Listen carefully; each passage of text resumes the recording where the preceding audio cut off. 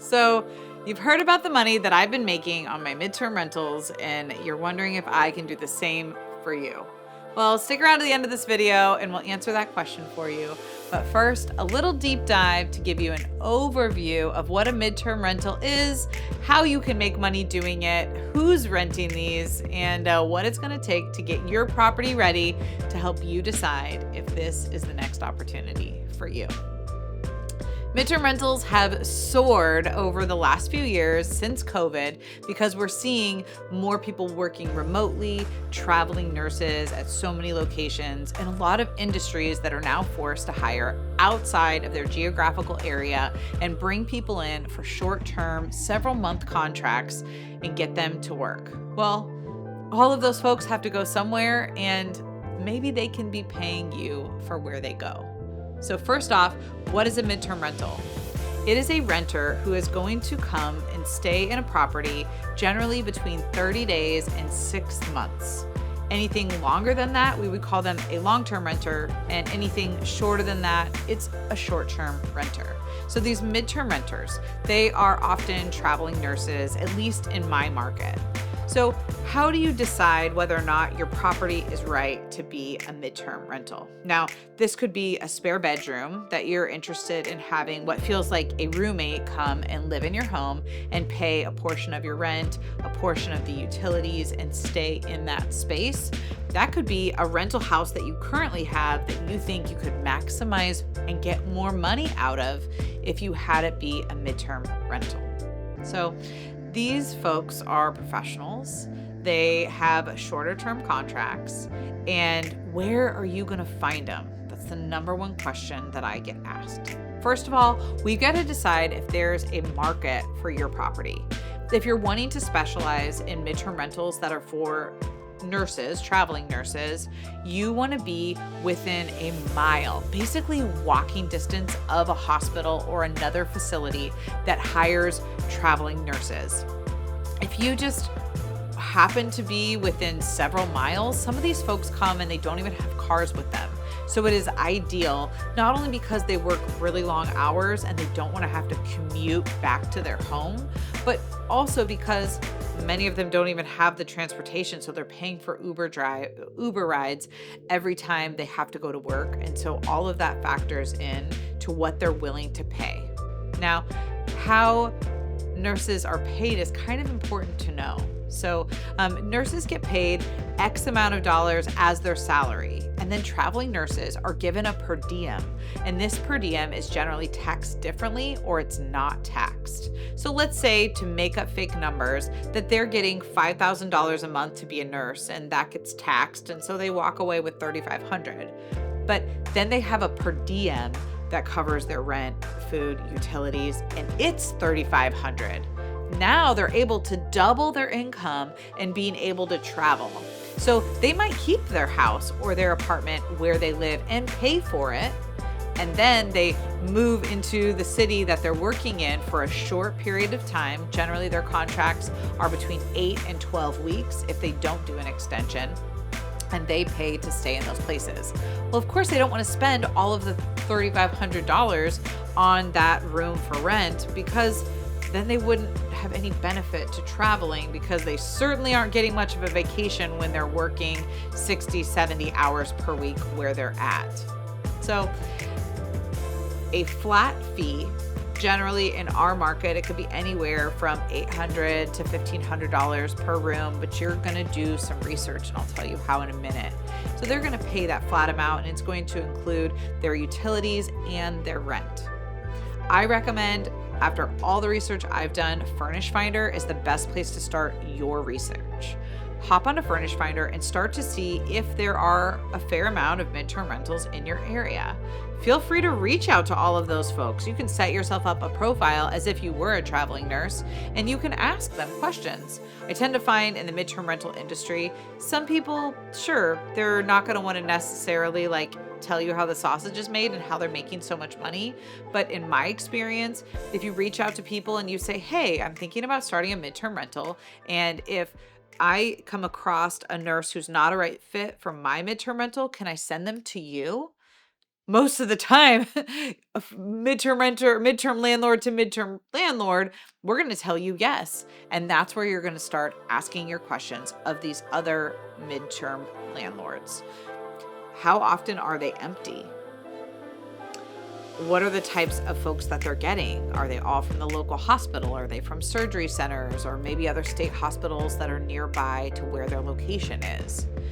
If there's midterm rentals that you see on Furnish Finder in your area for an extended period of time, try to dissect them and pay attention to why they're not renting. The biggest mistake that I see is made is get professional pictures for two reasons. Could you imagine traveling to another state and city where you've never been before, and the photo helping you decide whether or not you want to rent that room is somebody standing in the doorway with a cell phone camera taking a picture of a bare mattress? Bless their hearts. You're gonna see pictures like this. And I can't tell you how many times nurses have rented from me and they've said it's because the pictures were beautiful and professional. And the best part of those pictures and great videography of each one of those rooms and the common spaces that you'll share is that you can start advertising those rooms before they're empty. Because most of the time, people are going to do the application process, maybe do a video walkthrough, do a phone call with you to make sure that they're the right fit, and fill out the contract all remotely. The first time that they will set foot in your rental will be the day that they move in. So there's a lot of trust both ways, and those pictures and professional videography are going to set your property apart. How to get your space ready. Now, I tend to find that all of these folks who are traveling spend a lot of time in the kitchen, whether they do food prep or they only cook at home because they're trying to save every dollar while they're out traveling. Your kitchen needs to be fully stocked. In fact, I tell all of my renters if there's something in the kitchen that they feel like they're missing to let me know and I'll order it on Amazon right away. I started out with what I thought was a fully stocked kitchen on most of my units, and I've had requests for a rice maker or a water warmer for a tea kettle or a blender. So some of those items you can add later, but you want them to feel like their kitchen at home is going to mirror the kitchen that you're going to bring them into. Surprisingly enough, they will spend very little time in the living room, I tend to find. Unless you happen to have two nurses that are sisters or best friends that spend a lot of time in community together, most of the time people seem to cook their meals and bring their meals right into their bedroom. So their bedroom is going to be the place that you focus on. You want a nice bed. It only needs to be a full size because these folks are always going to sleep alone. You always want to have a nightstand. The TV is very important. If you choose an older TV, make sure that you have a Roku or Amazon Fire Stick or something that can give it smart TV capabilities if it's not a smart TV. And you want a dresser and a comfortable chair that they can sit in and watch TV. Now, if you really want to go above and beyond, give them a mini fridge in their room. I think that a lot of folks who travel for years on end have had a lot of experiences with feeling like they need to protect their food, and knowing that they're going to have a space in their bedroom that they can put things in or that keeps them from having to go back out into the kitchen in the middle of the night for a beverage is going to be something that they're going to prefer. If you do have room in the space and you want to put a desk, fantastic. I tend to find that I first thought everyone was going to want and need a desk. And many times I've had folks ask me to remove the desk so that they had more square footage to do yoga or, add something else in the room that they felt like they were missing. Make sure that you put really nice linens on all of the beds. What I tend to find though is it's about 50-50. Everybody wants the linens on their bed the day that they arrive, but about half of the time they ask me to have the linens removed or ask me where they can store it because they bring their own bedding from home in order to make it feel most comfortable. You'll still want to have a dining room table because some folks do like to sit out in a common area and have room for that space. And most importantly, in all of the common areas, each individual room should have a place where they can store their things. Many midterm renters expressed to me that they had to shower caddy their stuff in and out of the bathroom, or they had to carry their most, private items in and out of the kitchen and hated that. So In my midterm rentals, in the kitchen, each person has a designated cupboard and a designated drawer that is theirs. In the bathroom, they have a space and a shelf that is just theirs. I do provide them all with their first, bout of towels, a large towel, face towel, a makeup towel, if you can afford to put those in all of your rooms, that'll protect your linens so that they don't necessarily have to pack in those items. And lastly, what about all the paperwork? Now, if you're one of the folks that hires me to consult with you, I give you my paperwork package up front, but you're going to need to make sure that you put together an application that folks can easily fill out from a distance. Even just a Google form is going to be an easy way for folks to be able to fill out this application. You're going to want to put together extensive house rules. It is amazing the amount of things that you learn once folks have stayed in your units.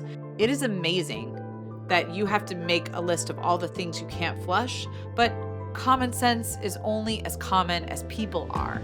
And so it's important that we set all of our standards and all of our rules really high so it's really clear how people can feel comfortable and successful in your unit. And most importantly, avoid any kind of conflict between your renters. That's going to be the number one thing that makes people want to move out.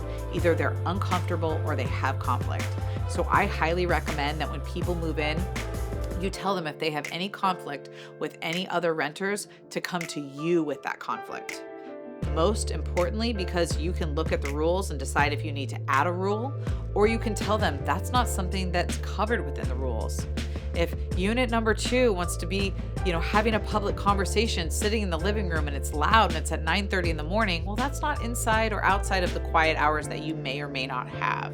And that's where you can direct people and make sure that they're not starting conflict between each other, because the most important thing is that everyone feels comfortable and has a beautiful place to thrive and work when they're in your units. So yes, you're going to furnish them. You're going to come up with your own application, your own rules, your own vetting process, your own contracts, and then you're going to advertise it. I've advertised in many different platforms. I personally highly recommend Furnish Finder. I put it on Airbnb at the same time as Furnish Finder, and while I was paying for both of those services, they might cost you about $100 a year. While I was paying for both of those services, all of my leads were coming from Furnish Finder. I've also used Roomies and Facebook Marketplace and a handful of other places, but Furnish Finder is definitely the most thorough. You can do background checks inside of it. You can advertise multiple units at a time, depending on the package that you pay for. So if you want to learn what I've learned, just start with Furnish Finder and put your stuff up there. If you want to start that today, put it up there and see if you have any hits. That'll tell you what kind of a market you have in your area. And if you don't want to do this alone, you're more than welcome to send me a message, reach out. I'd be more than happy to meet with you, interview you, see if you're a good fit for me to work alongside. Always happy to do a 90-minute consultation of your specific property. And as my gift to you, you'll receive copies of my application, contracts, and house rules that you can edit and make your own for your specific property.